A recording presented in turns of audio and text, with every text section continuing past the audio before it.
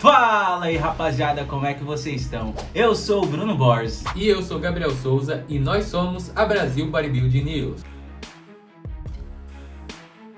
Amigos, e antes de começar os temas do vídeo de hoje, nós temos um recado da Integral Médica para vocês.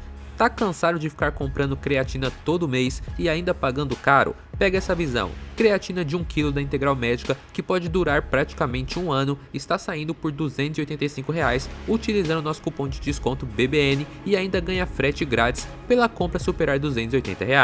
Agora vamos aos cálculos. Tomando 3 gramas de creatina por dia, essa creatina vai durar 333 dias. Tomando 5 gramas por dia vai durar 200 dias e tomando 10 gramas por dia vai durar 100 dias, ou seja, é um custo-benefício incrível. A cada 300 gramas dessa creatina sai por aproximadamente R$ 85.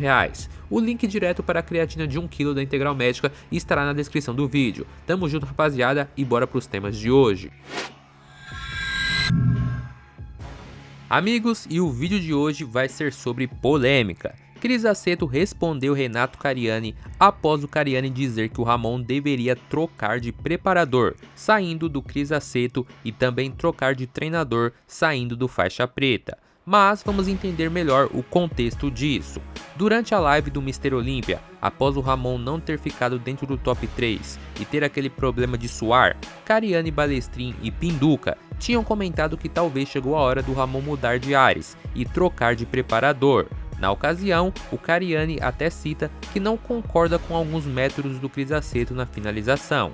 Ontem no Flow Podcast, o Renato Cariani voltou a falar sobre isso e explicou de forma mais detalhada o porquê, na sua opinião, o Ramon deveria mudar do Aceto e do faixa preta para experimentar novos ares e uma nova metodologia de trabalho.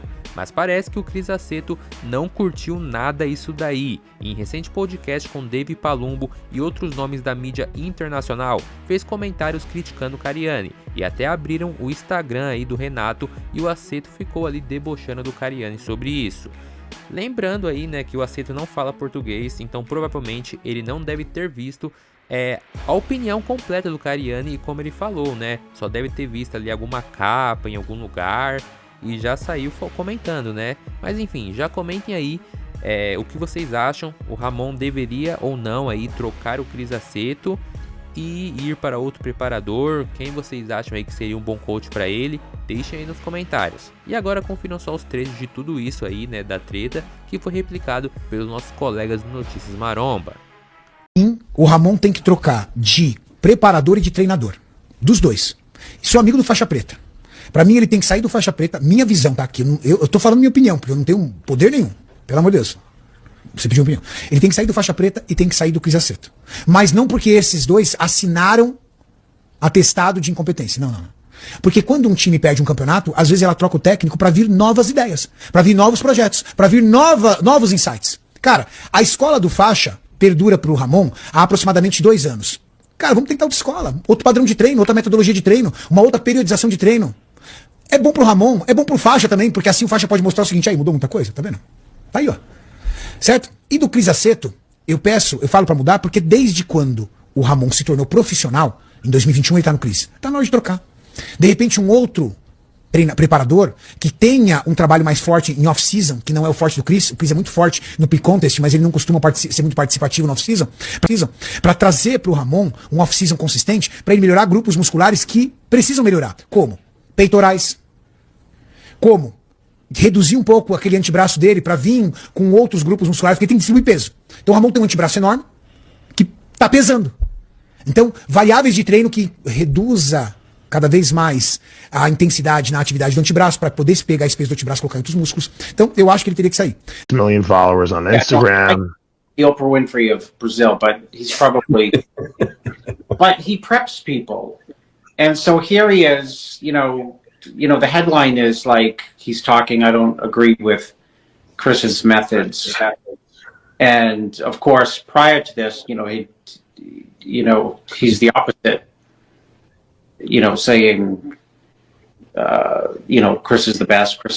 And I just want to remind him that, he's a small prep, he preps people. So I don't know if he thinks... Why does he have so many followers, Chris? That's the question. because he's a good interviewer, probably. But Okay. So he's popular in Brazil, in Yeah. other words. Is that what you're saying? Okay.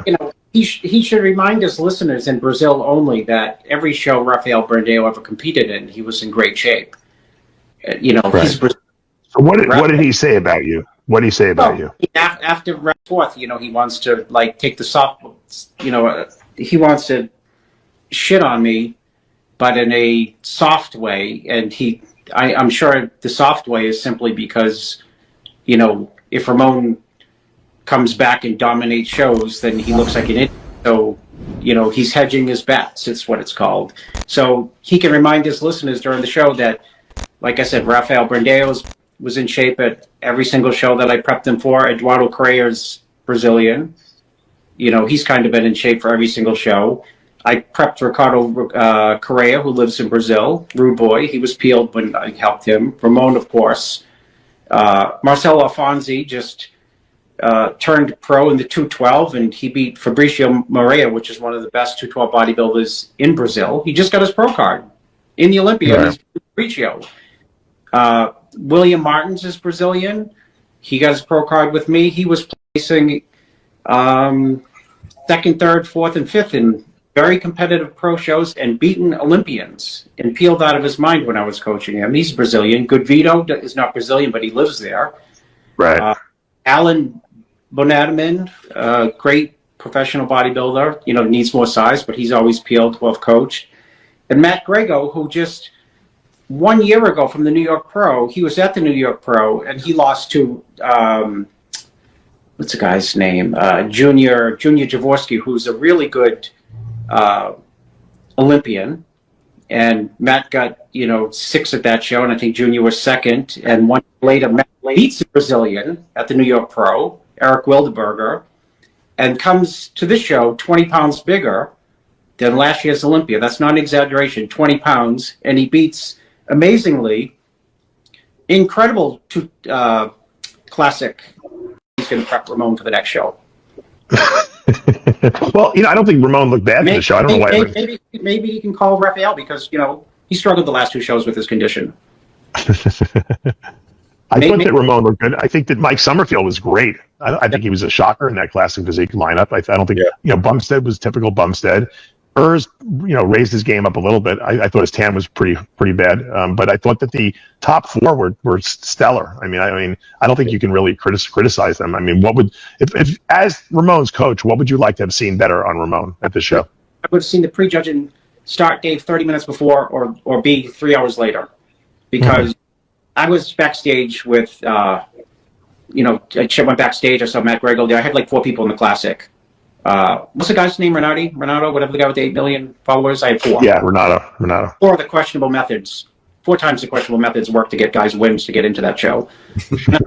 Our competitors from Brazil, including Gabriel Zaccanelli, Gabriel. Very well, yeah. Yeah, he's really good. And Fabio Jr., who's a really good classic guy. And I also helped, I used to coach Fernando Maradona, who's really well known in Brazil. So, but, he wants to spout off to his 8 million, people who listen to him. Well, I've always questioned those methods. Maybe you don't even know, maybe the methods are so outside the box and you're thinking inside the box that sure you would question them. But I just gave my Brazilian resume to you, so you can, shove that down, wherever he wants to shove it. My rant. So all the Brazilians can pick it up tomorrow, and he can go on his little show with 8 million people and say how